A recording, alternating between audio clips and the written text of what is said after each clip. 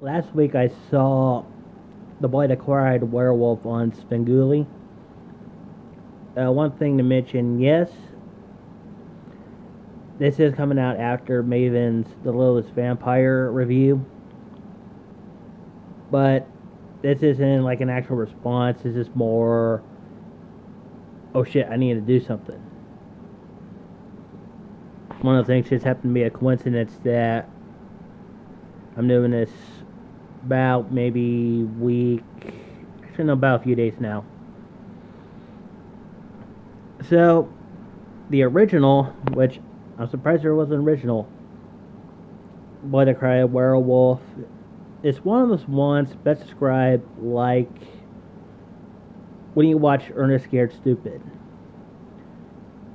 You know it's bad, you know it's a kid's film, but there's something about it, you gotta have fun with it. Me being a little bit older, and I was exposed to Ernest first, I didn't have that appreciation for it like I do with Ernest. But you could tell they had quite a bit of fun. Like, you could tell the kid had, like, probably the best gig ever. Like, man, I'm in a werewolf movie. Like, the werewolf affects itself, not the same as you would expect with, like, the other films at the time, which probably my guess would be maybe late or about mid 70s, I guess. And you can tell they were also they were leaning more towards the wolves looking more like dogs. Because the dad looks like a husky when he transforms. Probably like it would predate the Wallace's version in The Howling, which kind of looks like a Pomeranian. Well, Pomeranian Wookiee mix. But at the same time, you could tell probably didn't have the budget to actually do a more refined look, like try to make him look more humanoid, instead of having like the dog nose right here, or a little bit more wolf-like by actually extending the muzzle a little bit more. And there were some parts of it I gotta go, what? Especially it's set in a pretty much a government a government forest, pretty much like some of the ones we got out here over in Stockton Lake somewhere.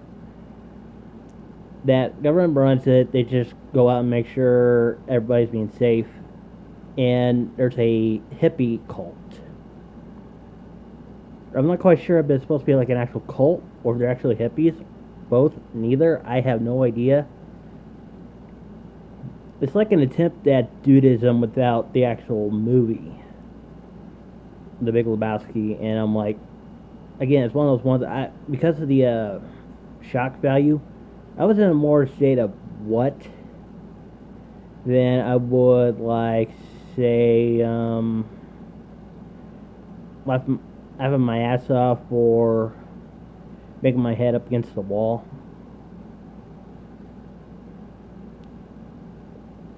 There's a lot I could be able to forgive it, mainly because, like, it's a kid's movie. It's basically The Boy That Cried Wolf, except let's make it a werewolf. Brilliant! And probably like the only way to get it to more of a horror edge with it being a werewolf than just saying, oh, there's a wild wolf running around the woods killing people. And they do hold up with the original story that it's like the kid goes out, is like bragging about his daddy being a werewolf. And at the point where even originally the dad didn't believe it until he started noticing things were off. And he got the hit. It's like, oh, you know, he might have something there. But it's one of the ones. Best way to view it is find the original. I know there's a remake out there. I think Nickelodeon did it. I believe. I'm not quite sure. I know it exists. It's out there.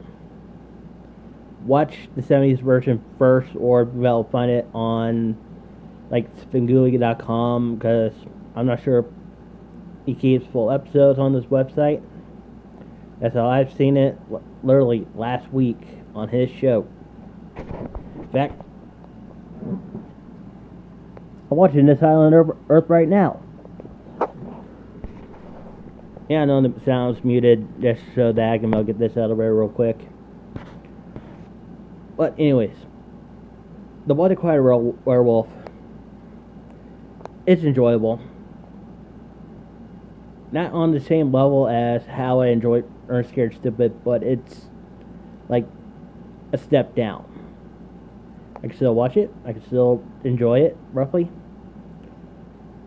But there's a lot of like the minor details. I'm just going, ugh, the hell, people, the hell. See ya.